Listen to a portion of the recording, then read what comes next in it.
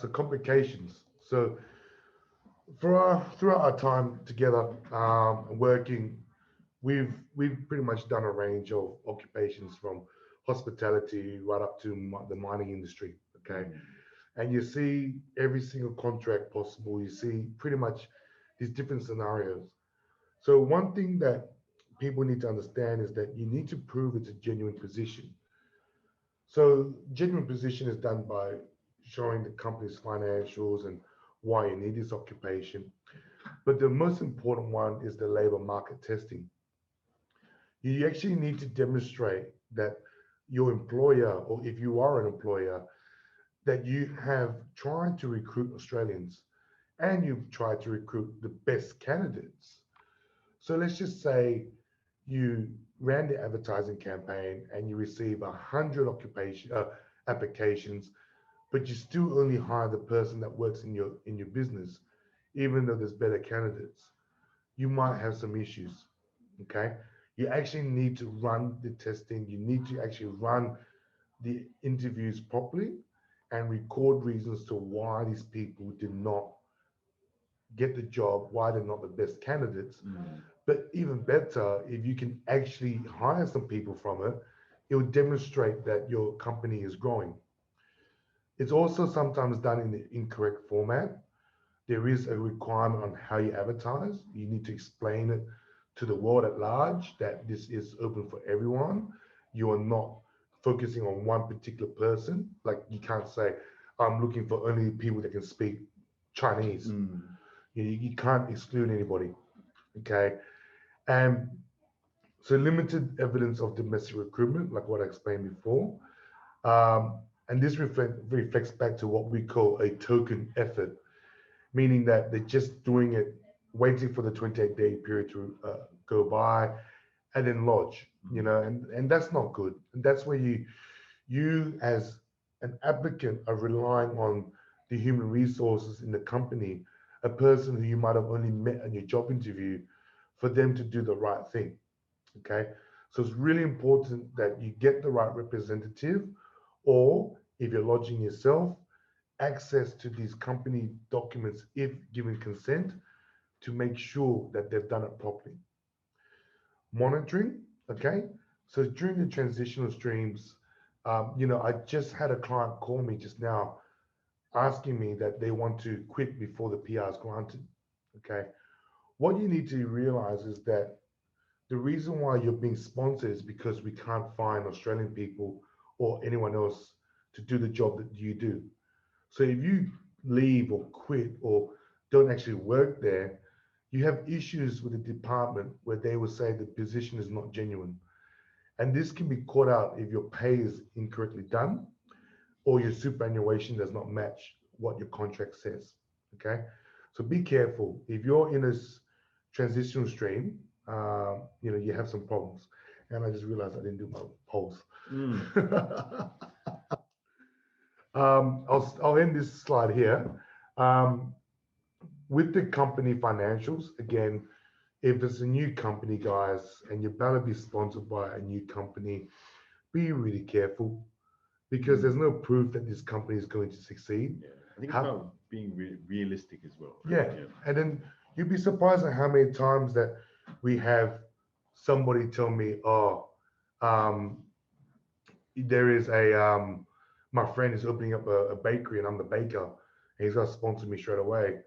Be very careful, because do you really want to be trapped in that? You might get a refusal and it will cause you problems. Okay, so I'm going to run my first poll, because I should have done this beforehand, because now I don't know the profile for a lot of the people in this webinar. I think what I'll do is just see what visas there are on, if you don't mind. So we're just going to put up a poll about asking what you guys are currently holding. Okay. So, do you not hold a visa? That could be you're currently offshore, you're not here, or you've are currently overstayed, or you're on a bridging visa. Okay. It should say, not on a substantive visa. Tourist visas, student visas, and work visas. If you guys can sort of help me out here a bit, just for me to understand what to to explain down the track, because since I'm in the complicated area, there's some things that I might want to add on. I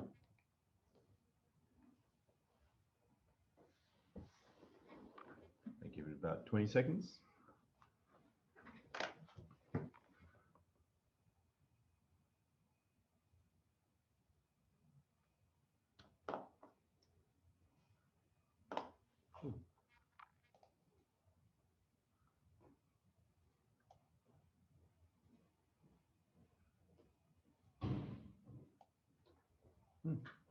No visa. Yeah, it's offshore. Mm-hmm.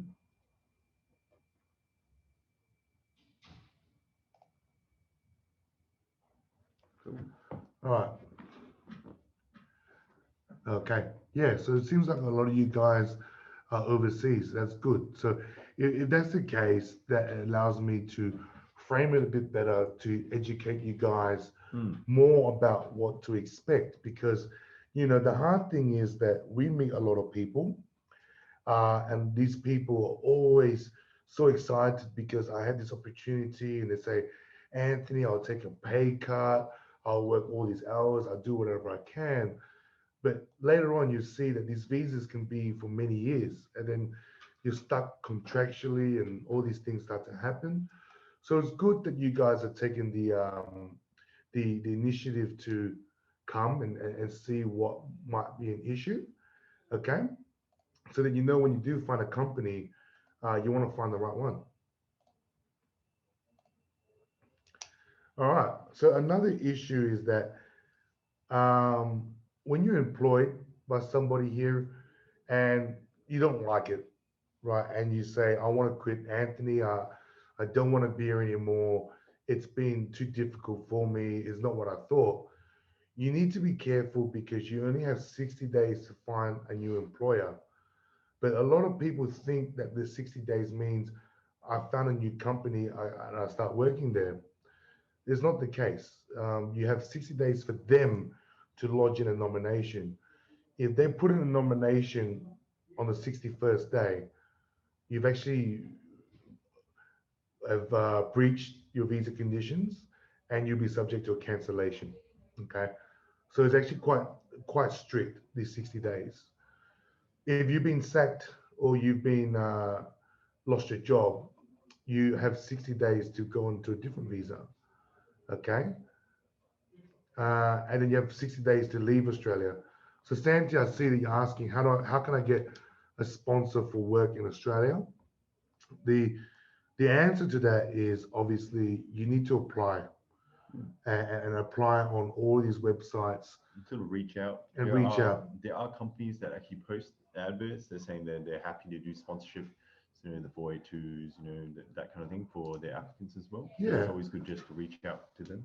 Because the thing is, a lot of people think you need to be here. Of course, right now with COVID, we rather have the people here so that I can ensure my sponsor that the person's able to work. Imagine you apply for it, you got a sponsor, and you can't come in. Why would they want to wait for you for 6 months, right? But let's just say coronavirus is gone and you're back in your home country.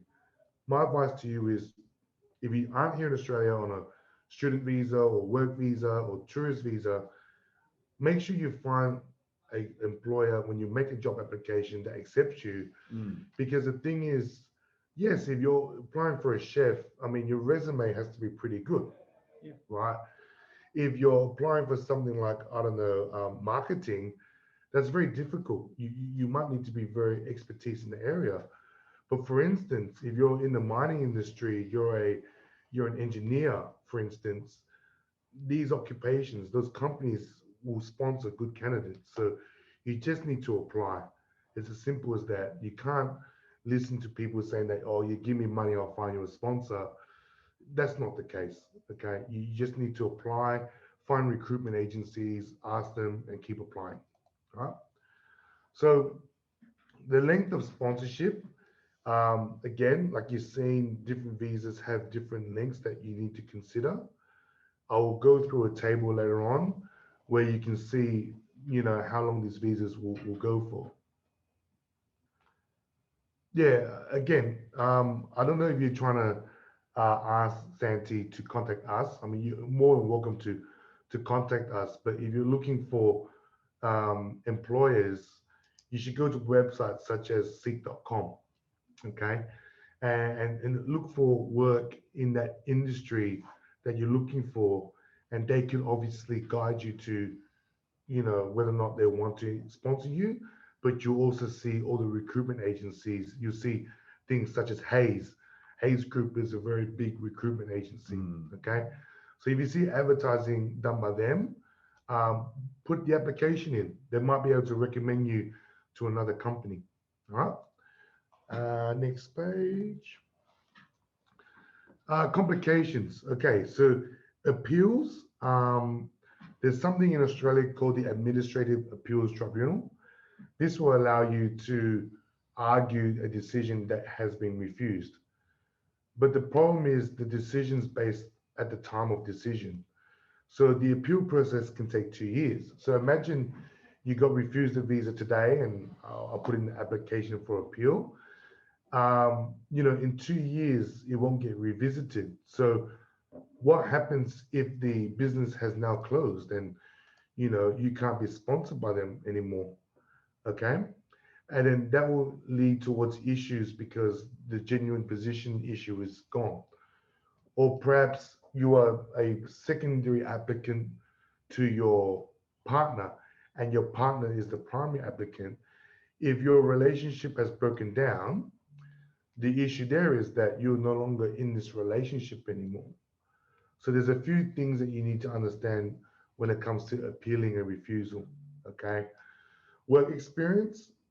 The problem here is that a lot of occupations, they do require you to have 2 years work experience as a minimum for the 482. If you're currently in Australia, which seems to be a lot of people here is not, and you complete an occupation without a graduate visa and you don't have work experience, you will have issues. Okay. So, in order to get these visas, you need to make sure you have evidence of the work experience. Those that are currently offshore, make sure you get the evidence together to prove you have the work experience. All right. And that's why the skills assessment with Brian is a good thing. English, like I explained before, under the transitional stream, a lot of people don't realize that you have to improve to get your PR. Please always remember that. All right. So here's the table that I told you that I will discuss. Um, as you can see, with the age requirements, the 482s don't have an age requirement, but you see under the 186 and the direct entry in the TRT, there is and the 494, there is a requirement to be under the age of 45 at the time you apply. Okay. So there's issues with a lot of people that are currently 44 and they can't find a sponsor. The ruling is under 45, so please be careful with that. Visa status, okay, so you can see the 482s are all short term, okay, and then you have the permanent visas on the right there, and the 494 is a combination of both. Again, from all the English requirements I've said, have a look at that carefully. Do not apply for a direct entry 186 if you don't have the English. It would just lead towards issues. Okay. So work experience requirement, 2 years for the 482, 2 years for the 482 medium to long term, 3 years on the TRT while holding a 482 with the same company. A 186 direct entry would just requires 3 years experience full time anywhere around the world. And same thing with the 494. Okay. Skills assessment, the first three do not require it, but the direct entry 186 and the 494 is mandatory. And that means you need to get your experience accredited and your qualifications accredited. right? Length of the visas is down there. And here's something I didn't explain before: transferring from employees. Um, you have 60 days under the 482s. The TRT you cannot transfer. The 186 you cannot transfer because you've got your PR already. But the 494 you have to find a new sponsor if you don't stay. Okay. And the last part on the bottom, the training levy fee that I discussed earlier. If the company turns over less than $10 million, the company has to pay $1,200 for every year that you work there under the 482s. And if they make more than $10 million, they have to pay 180,000, so 1,800 per year. Okay. So what happens then is that when you do your permanent visas or the 494, you will need to do 3,000. They will need to pay $3,000 for the sponsorship, and if it's a big company, it's 5,000. So as you can see, this will cost the company a lot of money. Hmm. The reason why I bring up this training levy is not to try to tell you, um, how much it will cost, and you don't need to think about it. What I'm trying to demonstrate is that these employers are investing in you. So if you don't have the work experience or you don't have the skills and you can't get a sponsorship, you need to realize they don't feel the value in spending the money on you because they think there's a better candidate. So please work on your resume, de- develop a profile so they can see that it's worth investing in you, because by the time they finish doing your visa, it'll cost them about 15 to 20,000 to sponsor somebody from the beginning until the end for the permanent residency. Okay. So please keep that in mind.